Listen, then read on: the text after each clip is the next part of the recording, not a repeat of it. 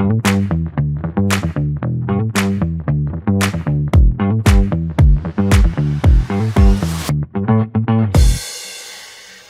welcome to another episode of High Tea with Honey. I'm your host, Honey Premlal. Today, we have the honor of hosting a remarkable guest who has dedicated over 4 decades of his life to advocating for social housing and equality. And our guest is none other than Tom Murtha, a seasoned expert in the social housing sector. Tom began his journey as a community worker in the inner city of Leicester and rose through the ranks to become a CEO of Midland Hearts, one of the largest housing and care providers in the United Kingdom. His passion for social housing stems from his own experiences, have been homelessness in the 1960s, and he has spent his life fighting for the rights of the marginalized and underprivileged. Tom has chaired several housing and care boards and is a founding member of the Shout, the campaign for social housing. He has been recognized for his leadership and commitment and receiving an honorary doctorate from the University of Birmingham and the Lifetime Achievement Award in 2018. So, grab your cup of tea and join us for an inspiring conversation with Tom Murtha. Hello, Tom. How are you today?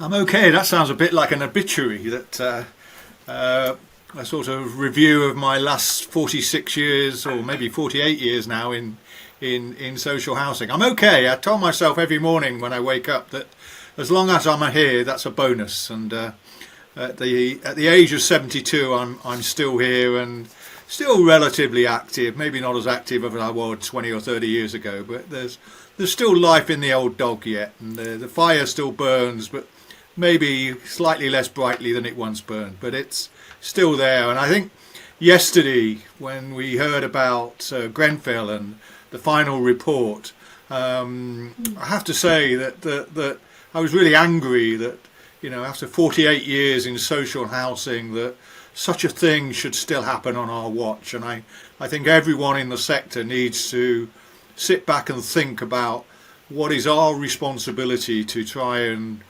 make sure that it never happens again. I mean, that's a statement we make too many times, and I'm afraid I've seen it happen again and again and again in my career, and I think this time we really have to mean it. But the simple answer to your question is I'm okay. Yeah, I'm okay. As long as I can talk, I'm okay. Thank you, Tom. And I'll come to the Grenfell later on, because obviously I was affected as well when that happened. So your personal story is really incredible, inspiring. Can you share a bit more experience with the homelessness you experienced, how that influenced your passion for social housing? It's interesting because it was 1965. And the reason we became homeless is my dad was a manager of a off licence in the inner city of Leicester, and we lived in this flat above the off licence, which was 2 or 3 rooms and was cold and was damp, and there was mould on the wall. You'd recognise all of this from some of the debates we have today. And the flat was so small that I actually slept on the landing over the stairs, and but it was okay. We were a family and we were together, and that's the way we wanted to be. But it was tied accommodation, and my dad, for whatever reason, I don't know now, lost his job. And because he lost his job, we lost the house and we were evicted almost immediately. And I remember spending Easter 1965 walking with my family around the streets of Leicester, wondering where we were going to sleep that night. And luckily we had a big family in Leicester, and an extended family, and many of those aunties and uncles took us in for 2 or 3 nights. And it wasn't called sofa surfing then, but we were sofa surfing around Leicester until a couple of months later my sister, who lived in a council house on the edge of Leicester, agreed that we could all go and stay there until we got another house. So I spent the summer of 1965 living with my sister, with my brother and my mum and dad. my other sister was living elsewhere, and I remember every day we left the house because it was too crowded. We couldn't all stay there together, and we were just wandering the streets. My dad got a job really quickly. You could get a job in 1965. You just couldn't get a house. And remember, it's before any homeless legislation came in. That came in the late 60s. But my dad went down to the council every day to try and say, can you get me a house? And we'd been a council tenant before. I was born and raised in council housing in the 1950s. And eventually the council provided us with a council house on what was called the Goodwood Estate in Leicester, which is one of those peripheral estates on the city. And we moved in there sort of late summer 1965. I was 13, and I was in my third year at school. And the next year, 1966, there was a famous programme on the telly, a drama called Cathy Come Home. And I remember that I was watching Cathy Come Home. I was 14 by then. And it was one of these plays that were on sort of at 9 o'clock at night. And these plays had a great influence on my life. And I watched this drama about Cathy losing her home and the family being divided and walking the streets of London. And I thought, that's what happened to us last year. I mean, luckily, my dad wouldn't go into a hostel, so we didn't get divided. But, you know, almost identical to the situation I was in. And I guess that must have had a huge impression upon me. I have to say, we didn't really recognise ourselves as being homeless at the time because we did have somewhere to sleep every night that was warm and was safe, and we were with other members of the family. So it wasn't as bad as some people experienced then, and people sadly still experience today. But I've no doubt that time when I was homeless, when my family were homeless, when we had no permanent place to call a home, no place to grow and develop from, impacted my life tremendously. My brother actually relates his mental illness that he suffers today partly to that time. It had a greater effect on him than it had on me, and the reason it had a greater effect on him was that he moved school every time we moved to a different house. I didn't. I stayed at the school that I was at the time, Crown Hill Secondary Modern School. And on one time I was biking on my cycle 16 miles a day to and from the school because it really was the only permanent thing. And again, I didn't rationalise it at the time. You know, I was still a young teenager. But clearly that was a foundation, a rock, at a time when I had very little other foundation and rock. And it was really important to me. I mean, the other reason I cycled all the time is that I was in the football team and I wanted to continue to play football. And that was important to me as well. And I was playing for Leicester Boys at the time. So it was all came together. But a bit of a rambling answer, but I do ramble a bit now. I mean, and, you know, I've no doubt that period impacted upon my life in a way that I didn't really know at the time. And I've only begun to understand as I've gone older and understand what housing is all about. But that's how it happened. I can understand obviously when you have a safe quality home, you're more likely to have better education, better health and well-being, all of that. Working in social housing for me 30 years, that's something I learned. So your early experiences, how this shaped your leadership style and your commitment to social housing, because obviously you have seen it and you want to make a change in the sector. So how do you think that shaped your leadership style? Because I know you're a remarkable leader. I'm not sure how it influenced the way I worked as someone in social housing. I have to say I've never really seen myself as a leader. I mean, I know I was a leader. I became the chief executive of what was then one of the biggest housing associations in the country, and I chaired a number of organisations, mainly to do with social housing or people working with those that are homeless. But I guess what drives me is working with people. What drives me is a passion for what we do. What drives me is really understanding what we need to do as organisations to provide the best service for the people that we work with. And sometimes those people do have other issues that we have to recognise, but mainly those people are the same as I was in 1965, They need a roof over their head. They need somewhere warm to live in. They need somewhere safe to live in. They need somewhere that's well maintained. They need somewhere that they can genuinely afford. And I guess the link between then and my career is that throughout my life I've tried to work with organisations and with people to ensure we collectively as groups understand that's why we're there. I think this thing about our values and our social purpose is crucial to what we do. I've mentioned it already. I think passion is crucial to what we do. I think you can overcome lots if you have that sort of understanding and empathy. You know, we didn't talk about empathy when I started in my career. I don't think people really understood what it meant. I'm not sure people really understand what it means today. But I do know that one of the issues we face today is a lack of empathy. You know, if you look at some of the recent failures in social housing, a lot of them to do is a lack of empathy for the people we work with. Again, Grenfell is a great example of that, but there were many others. You know, and it saddens me that that's the case, because the one thing I always wanted to ensure happened in the organisations I worked for, and it's a cultural thing and it's a leadership thing and it relates to all that we do, is to make sure that the people I worked with and the people who delivered those services to our tenants and our residents actually felt what it was like to make sure that the services were what people wanted. And they could talk to people. I mean, it's very easy, really. It's about communication. It's about talking. It's about listening. You know, the reason we have one mouth and two ears is that we should listen more than we should talk.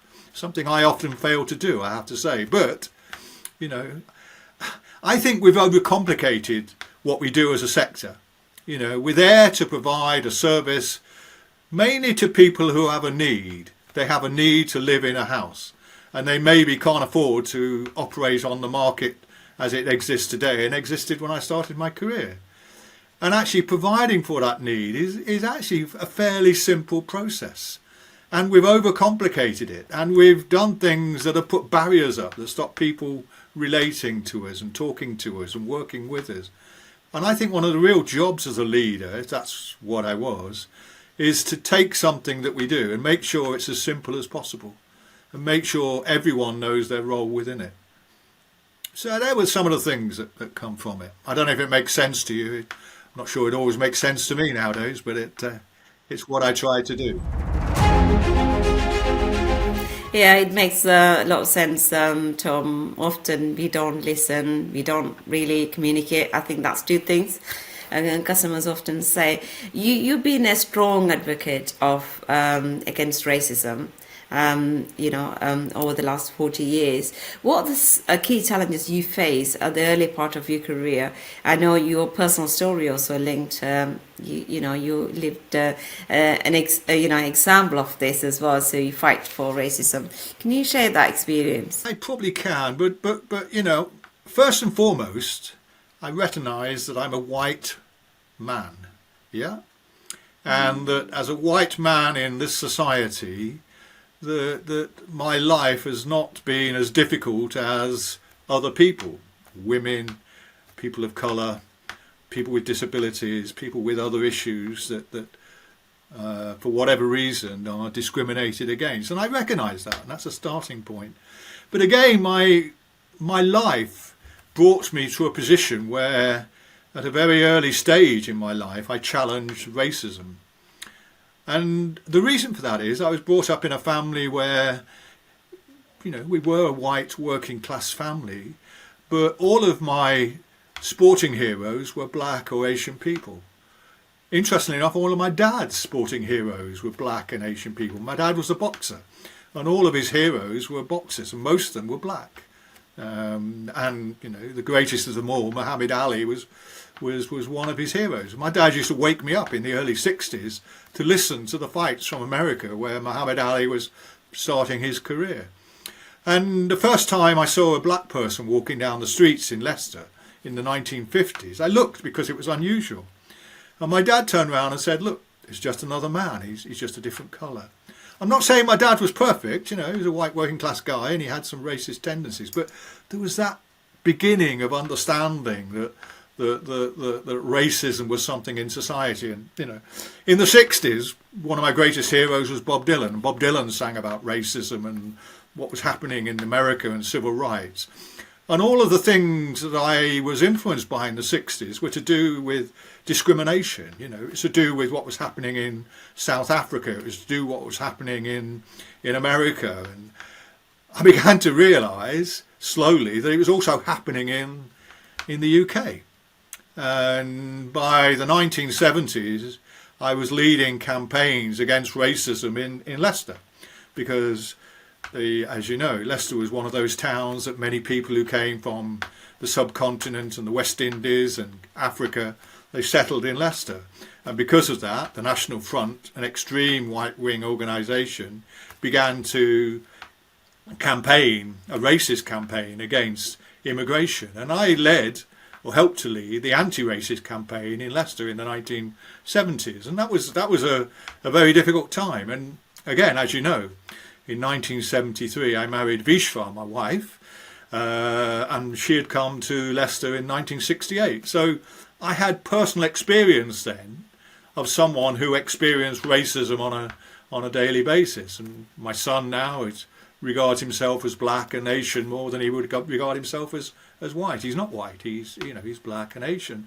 And again, that influences me on a personal level. So I guess the thing that runs through my career, if there's a golden thread, it's challenging racism and discrimination wherever it appears. What really disappoints me is that in 1981 there was a period of social unrest in the UK, what some people call the riots, where black and Asian people took to the streets in Brixton and in Handsworth and in Liverpool and Leicester and elsewhere, because of the discrimination, because they couldn't get jobs, because they were not treated fairly in housing, because of all the other things that you would understand and many others understand. And just after that, the National Housing Federation got together at a conference to discuss this issue. And they set up a working party to look at race and housing in the sector. That was 1981-82, and I was the secretary to that working party. And we wrote a report on race and housing, which identified that people of colour, black and Asian people, were discriminated against in housing, both in terms of the services they received, the quality of the homes they received, and the jobs, the lack of jobs. That was 44 years ago. We're still talking about the same issues. We're still talking about black and Asian people not getting senior jobs in housing. You and I have discussed it on a number of occasions. We're talking about black and Asian people not receiving the same level of service and the same quality of house. And even yesterday, I'm convinced that some of the issues relating to Grenfell are to do with the fact that a majority of the people living in Grenfell were Asian people, people of colour. And I've no doubt that impacted upon the service they received and how they were treated. And I get really angry that 44 years after we wrote the first report on race and housing, we're still talking about it. When you go to the conference in September in Liverpool, if you look around the hall, count how many Asian people are in leadership positions or black people are in leadership positions. Even today, the number is so small, you could probably count it on one hand. And I think that's a huge indictment upon our sector, that we still fail to develop genuinely diverse leadership teams and boards. And I guess if you ask me what I'm most proud of in my career, it's the way that I've tried to challenge racism. But if you also ask me what I'm most disappointed about, is the fact that we failed.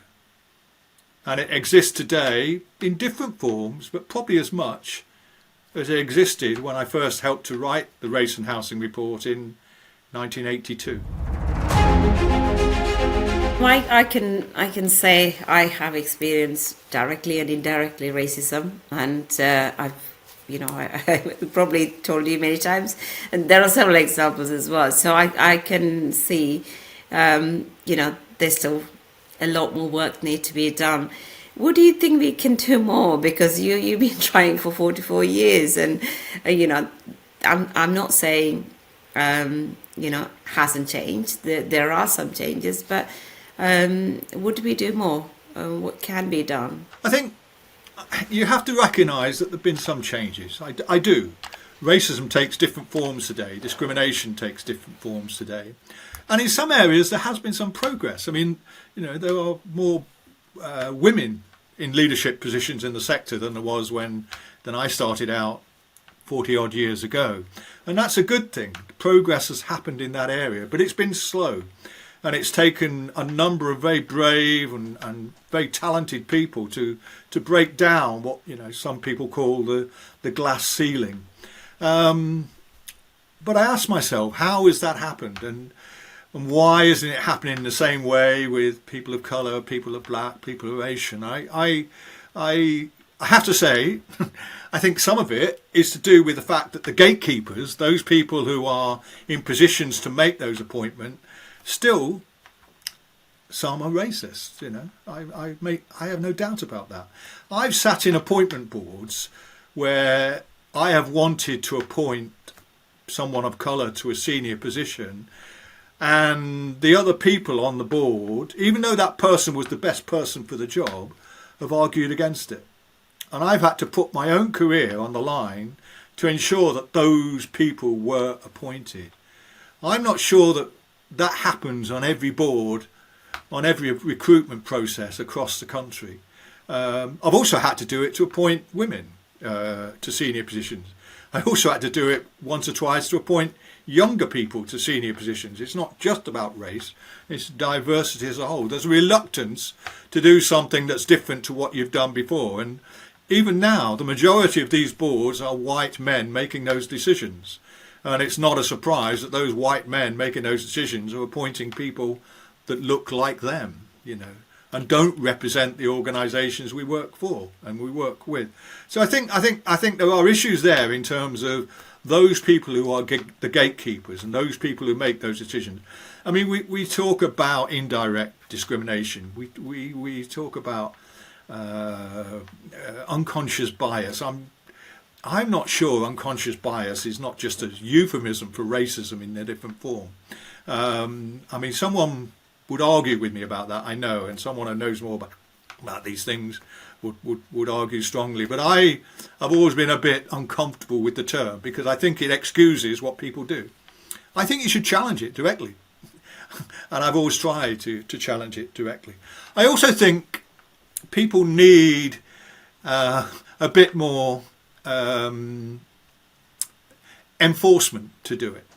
The only time we made real progress in the sector on race and housing, in my view, was in the 1990s when both the Audit Commission and the regulator at the time actually looked at it as an indicator for a successful organisation. And surprise, surprise, once it appeared on the indicator for successful organisations by the regulator, by the Audit Commission, organisations took it seriously,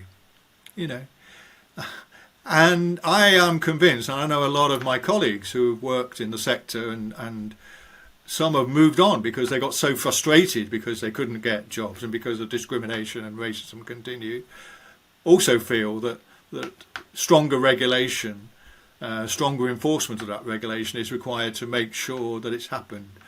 I mean, I know about the cultural changes. I know about the need to change minds as well. But my bottom line is no organisation should accept that racism exists. They should do everything about it. And if they have people in their organisation are racist or who do discriminate, they should get rid of them. I once dismissed 4 senior managers within a maintenance department because they'd been circulating racist and sexist material. They took me to tribunal and we won because it was the right thing to do. I was determined to make that stance. For me, it's zero tolerance, and it always has been. And as a sector, I think we go through hot and cold phases. Black Lives Matter, and everyone gets on the bandwagon and says, yes, we must do something about it. And a year later, nothing has been done. And again, it happens. I mean, you and I know that a previous president of the Institute of Housing, Laura, made this one of her biggest issues, and a lot of things were said at the time. A couple of years later, I know Laura thinks that very little has changed. I was also very disappointed recently when you were not elected Vice President of the Institute of Housing. As you know, I supported your campaign, and I do believe, and I know this will be unpopular, that in some way or other racism and discrimination played a part in that. And that's not in any way being disrespectful for the people who were successful. But I do think, whether subconsciously or consciously, it still exists and it still influences the decisions that we make in society. And it makes me angry, it makes me sad that after all this time, we're still failing to deliver. I once thought it would change in my lifetime. I'm not now convinced that it will change even in my son's lifetime. And that's, I think, quite a sad thing to say, really. I agree with you, Tom. One of the things when I found out the results, the comment I put on social media was, is the social housing sector ready for an Asian president? And that was my question. And a lot of people say that is true. Yeah, so I from my own experience, I've been to so many CEO interviews. I haven't seen any BME person in the panel. And I was thinking, okay, so, you're more likely to like a person who look like you. And that's the psychological thing, isn't it? So if you don't have that presence, it's the bias you mentioned about, how do you get people thinking what the challenges you're facing? And often people, when you say, I experienced racism, it's if you haven't experienced, you don't know what's that feeling like. And I think it's like you said, it's not going to change overnight, but we do need to continue that conversation. I know Lara started, but there's now nobody's talking. Obviously, there's a new topic because the sector is very good at that. When it's a fire, we talk about the fire. When you talk about damp and mold, we talk about that. Then it's talk about racism. So we don't really continue that conversation. I think we must have that conversation going, and I'm really glad you mentioned here as well. And you're very again talk highly about the strong focus on social purpose in housing. What do you think are the core values that housing associations should hold on to? Because again, I worry some of the organizations, do they have those core values they're holding, or even the leaders are holding? Can I just go back to your previous point? Because of course, I don't want to dominate this discussion with a discussion around racism, but it is important. I was involved this morning in a sort of social media exchange because I tweeted that I have no doubt that race and class, I think class is an issue as well.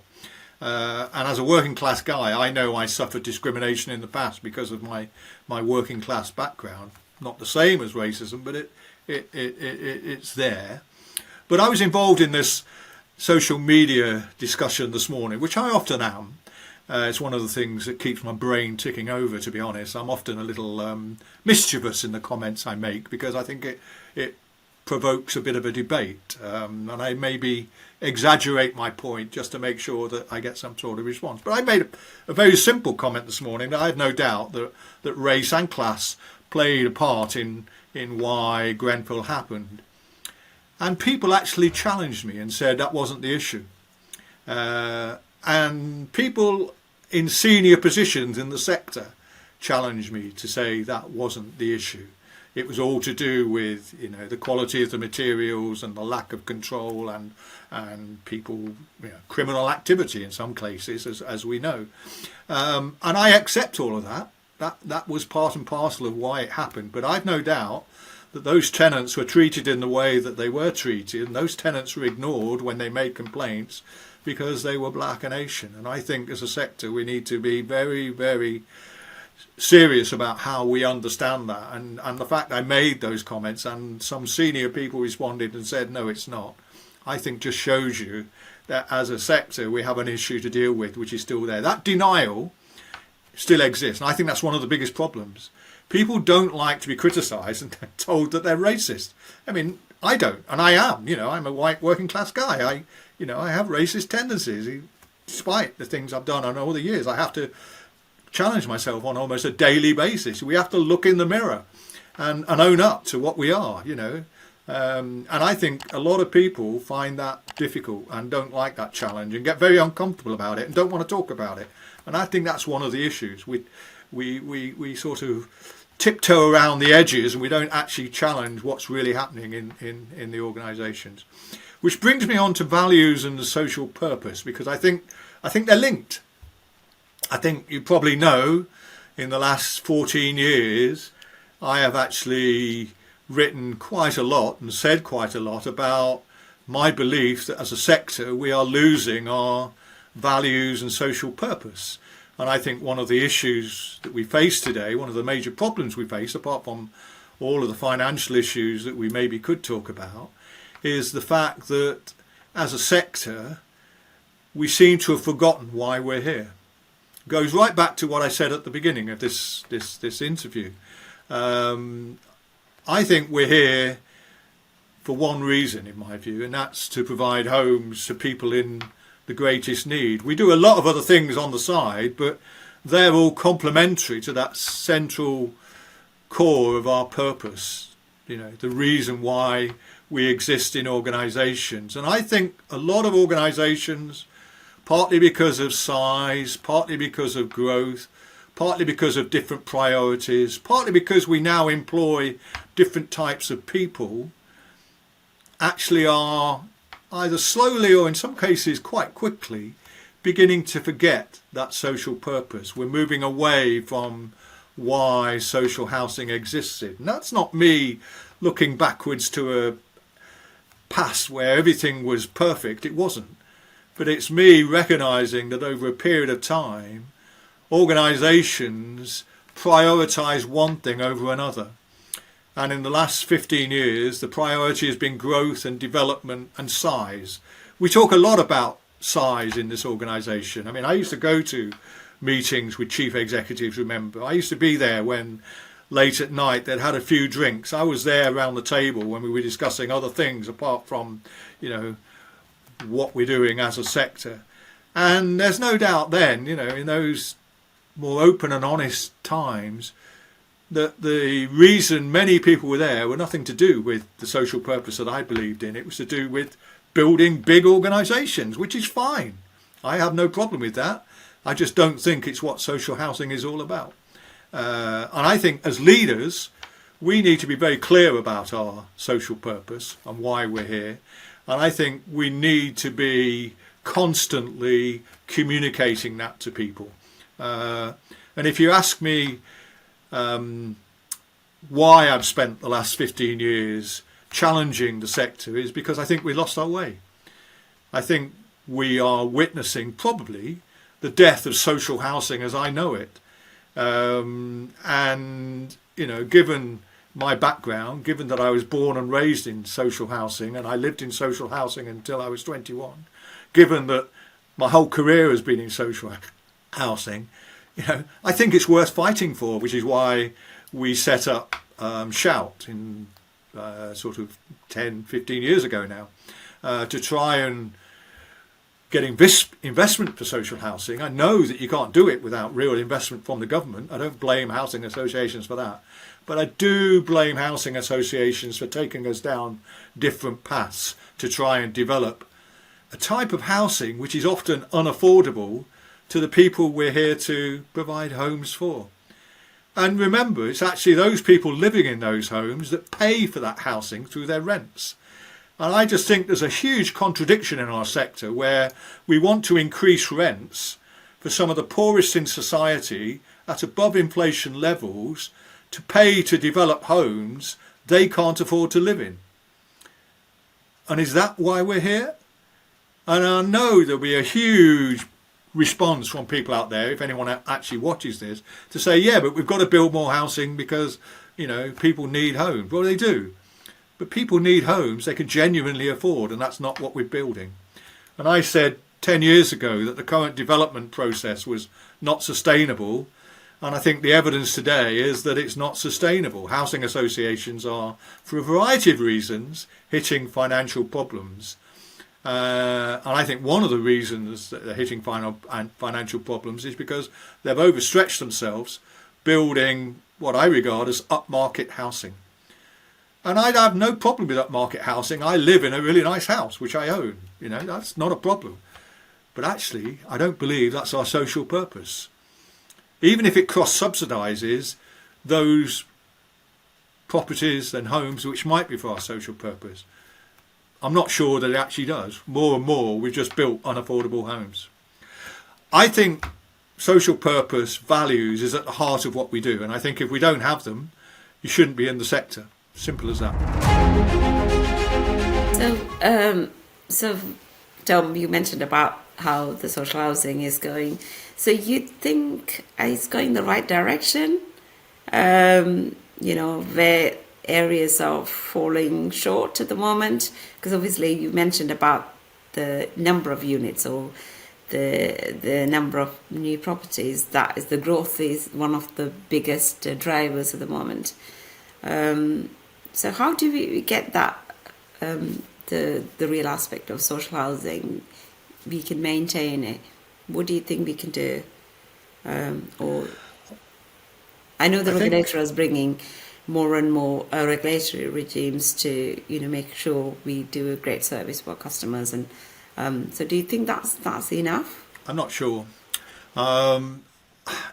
You initially said, are we going in the right direction?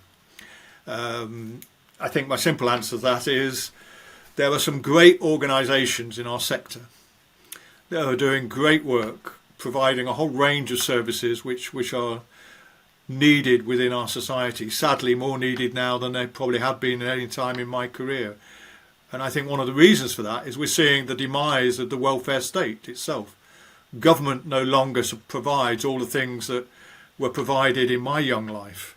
And therefore other organisations are filling that gap. And I understand that, and all housing associations want to fill that gap.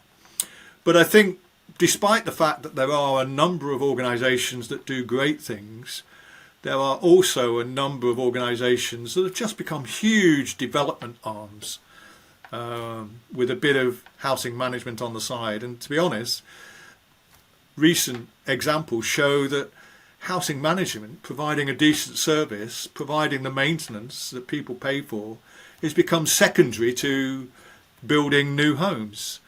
And for me, no matter how important it is to building new homes, it should never be secondary to providing that service for your existing tenants. And, it's interesting that one or two chief executives of very large organisations who have retired in recent years, once they've retired, they didn't say it while they were in the job, actually admitted that they got the priorities wrong.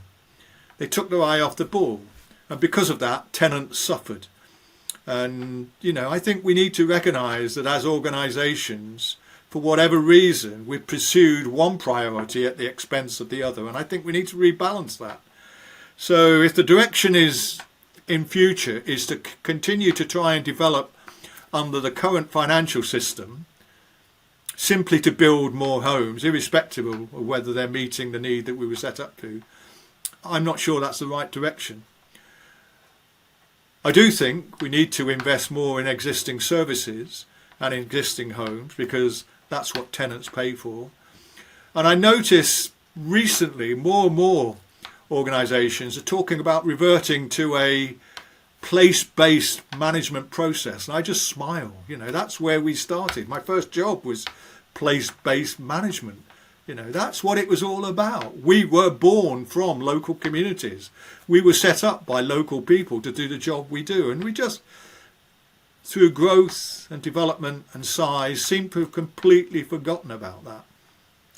What's the answer? Well, the answer is not in the hands of housing associations themselves. They need to change, I've no doubt. But the government needs to change as well, because there's one simple thing I know in my life, is you can't build social housing for rent without huge government investment. And no matter how you try, and I've spent 40 years trying to find new ways of building social rent housing without government investment, it can't be done. Unless the government actually realises that we need to invest in social rent housing, either built by housing associations or built by councils or built by another body. And I'll come back to that in a minute because I have some thoughts on that. We won't overcome the current housing crisis. And the crazy thing is, if the government did invest, they would save money. All the research shows that social housing, even social housing at social rent, pays for itself over a period of time. Yeah. And more than that, it makes a return. And more than that, it saves money on health and education and care and all the other things. And to me, it's a no-brainer, Investing in social housing is one of the best things this government could do. It would solve so many problems that we have today. The one question I have is who should manage that social housing? Should the existing housing associations do it? I think some of them have proved that they're not up to it. They're not providing the service that tenants provide. And I know some people would argue with that. Should councils do it? Well, I'm not sure that councils are geared up to it at the moment, but maybe in the future. Again, I go back to my roots. I think we should still develop social housing which is managed locally by local people, by local communities, meeting the needs of those local people and local communities. And I think there are various ways you could set up structures and financial systems to do that. Whether it will happen, I don't know. I hope it does, because if it doesn't happen, we're not going to overcome the crisis we face today, and more people will be homeless as I was in the 1960s, and I wouldn't wish that upon anyone. So Tom, you I know you mentioned you're not considered as a leader, but I do. You led one of the largest housing associations in the United Kingdom. And what do you believe are the most critical qualities of a leader in the social housing sector? So what do you think? You're asking the wrong person. I'm not sure. I thought you might ask that, and I did think about it. And I think really you should ask the people who worked with me what qualities I had and whether they were leadership qualities and whether they did do the things that a leader is supposed to do. I often reflect on this. I've said it already.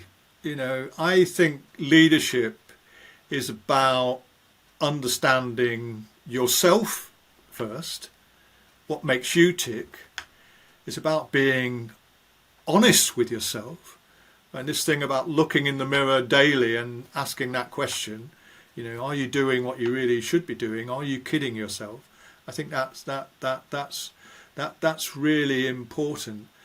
I think understanding other people is part of that. And I wouldn't, again, say that that's something I do, but I think it's all to do with this thing called empathy and understanding what people want. And I think the fact that I started my life at the bottom rung of the ladder and I guess climbed up that ladder, I hope that gave me some understanding what it's like at different levels of organisations, and not just understanding what's done to you, but understanding what you can do to influence those people above you. I think passion is vital. I've said that already. I think communication is vital. I think the one thing that I was good at is talking. And that might sound twee, but I think telling stories that really motivate people to do the job that you think is important, and I hope those people are important, is vital. And I did that a lot. Now, if you talk to people who work with me, I think the things they will mention is that passion and emotion and trying to take people with me and not trying to dictate. I mean, yes, there were times I was a directive leader, but that was a situational thing. It's not something I enjoyed. What I enjoyed the most was sitting down working with people.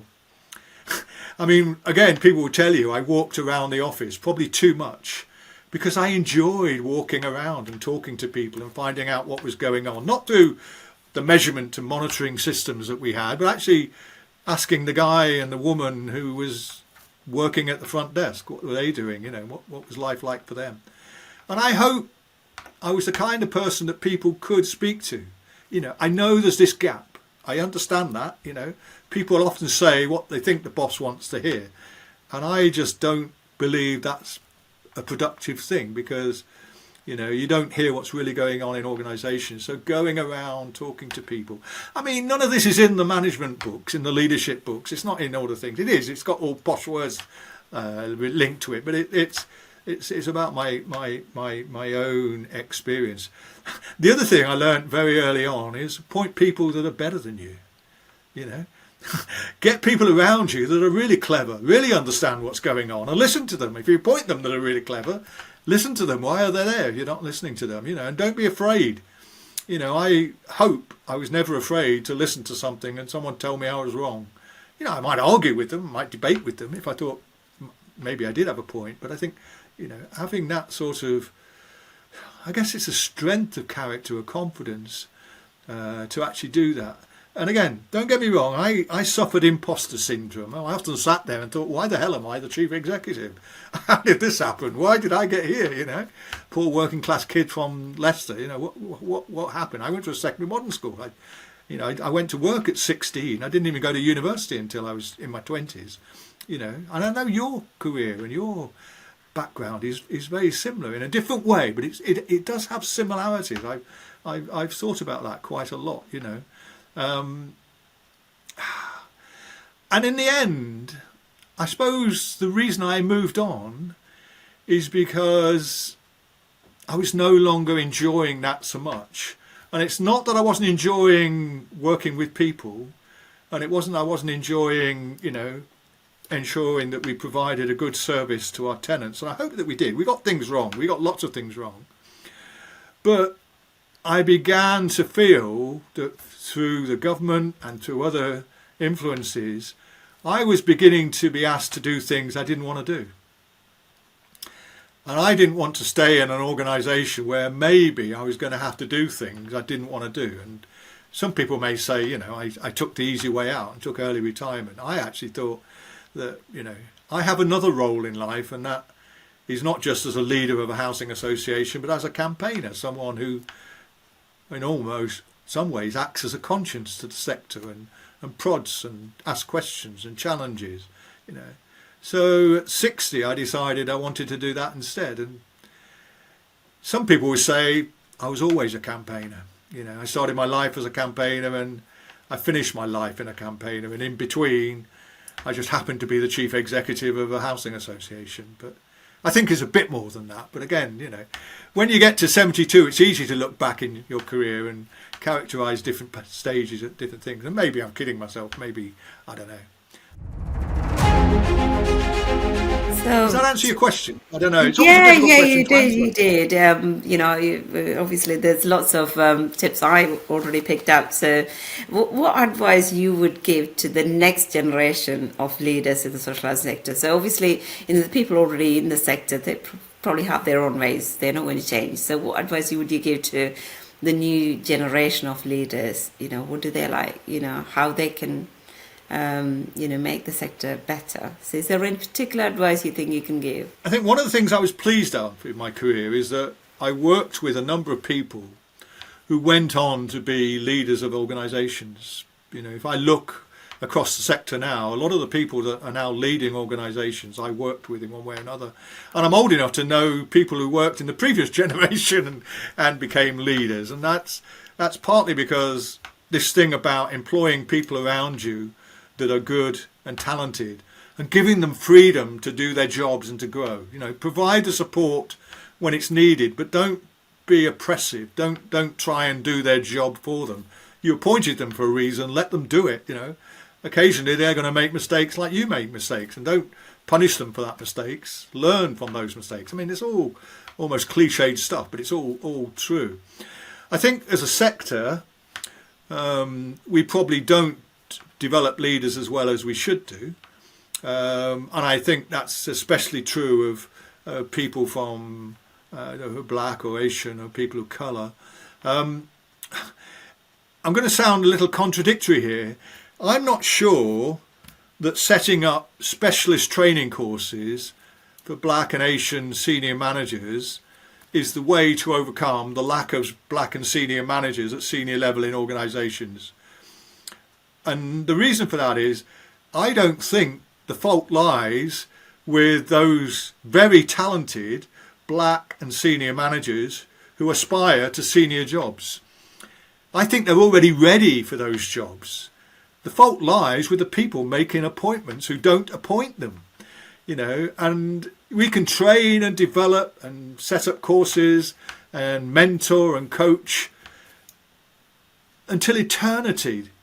And it's all good stuff. Don't get me wrong. I'm not saying we shouldn't do it, but we need to then have the confidence to appoint those people to those senior positions, because if you don't, and I've seen this too many times, those people get disillusioned and those people move on to other jobs. And I look at other sectors now and I see black and Asian leaders there that I started working with 20, 30, 40 years ago. Victor Abadawala, Olu, others that I've worked with along the way, too many now to mention. And they got frustrated with our sector and they moved on. They do other things because those sectors, even though racism and discrimination exists there, they've been more successful, they've been more welcoming, they've developed their careers better. And I don't want to get personal, but I know you and I have talked about this. I remember the first time you and I talked, I sat thinking that at that stage of my career, you were more experienced, more talented and better qualified than I ever was any time in my career, And I'm not saying this because it's you, and I wouldn't. And I just think, the fact that you have still, forgive me, struggled occasionally to get senior positions, even though you've overcome some of those issues, is partly to do with nothing to do with you. In fact, you've got everything any decent organisation should want from their leader. The fault lies with the people making appointments. So I believe in developing the next generation. I hope I've done that in a variety of ways. Nothing pleased me more when I left Midland Heart that I was replaced by a young woman who I appointed a couple of years before, who was then one of the youngest chief executives in the country. And that's happened a number of times in organisations I've worked for and with, and I think that's important. But it's no good training people. It's no good developing people if those people who control the gates senior appointments still don't make those appointments. For me, we need to work as hard there as we do at other levels. You mentioned about people are leaving the sector and going into different sectors. I have seen some of my black and Asian colleagues has gone on to other sectors, including charity sector, because social housing is not welcoming them. So sadly, that things are still happening, but we must continue this conversation because having this conversation and people would listen, hopefully they will understand the struggle the BME people, especially women, are facing. So I'm not saying men are not facing, but I think BME women are more likely to be because of the intersectionality as well. So I can talk with you forever, Tom, as you know. As you probably gathered, it's probably harder to stop me talking than to encourage me talking. And I have to be careful as an ageing man that I probably ramble on too much. But firstly, thank you for interviewing me. I mean, surprisingly, no one has interviewed me for a few years about my background in housing and what I do. And one of the pleasing things recently, when Kwajo wrote his book, is that he devoted a few pages to me in that, in terms of the work I did. And I was really pleased about that someone had recognised that work, because, to be honest, a lot of people have criticised me in recent years about what I've done and seem to have forgotten that, I am totally supportive of social housing. I was born in social housing. I argue that social housing saved my life. I had a brother that was born in a slum, basically, in 1947, who died at birth, partly because of the conditions he was born in and partly because there was no National Health Service. I was born in 52. I was born in a similar way. I was a breech birth. But I survived, and I survived because of the National Health Service, and I survived because we lived in a clean, warm home, a council house, yeah? So my whole life has been about social housing. And if I'm critical of it today, it's not because I want to tear it down, it's because I want it to continue. I believe in social housing. I hope that people understand that I believe in social housing. I used to say, if you cut me like a stick of rock, you would see social housing all the way through me. That's what I'm about. And the reason I've been critical and the reason I challenge in recent times and before is because I fear we're losing our way. And I fear if we don't exist in this way that I think we should exist, who's going to provide for those people who are homeless today, as I was in the 1960s? So that's why I'm here. And until I draw my last breath, I hope I'm still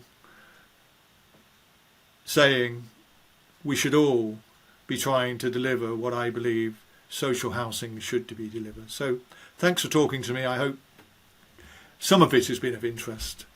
I'm not sure if it has, but I've enjoyed it anyway. Thank you so much, Tom, for sharing your incredible journey and insight with us today. It's been truly inspiring to hear about your experience and immense contributions you have made to the social housing sector. I know from my own first-hand experience as a mentee how much you helped me. From tackling racism and advocating for diversity to ensuring the social purpose of housing is upheld, your work has left an enduring mark on our industry. As we heard, there is still so much to be done, but with leaders like Tom, who is passionate and committed in making a difference, there is still hope. We can create more equitable housing system for everyone. So thank you so much, everyone, for joining me this episode, High Tea with Honey. We hope you found this conversation as enlightening as we did. So don't forget to subscribe and stay tuned for more engaging conversation with leaders and change makers in the world. Until next time, stay tuned and take care and keep the conversation going. Thank you.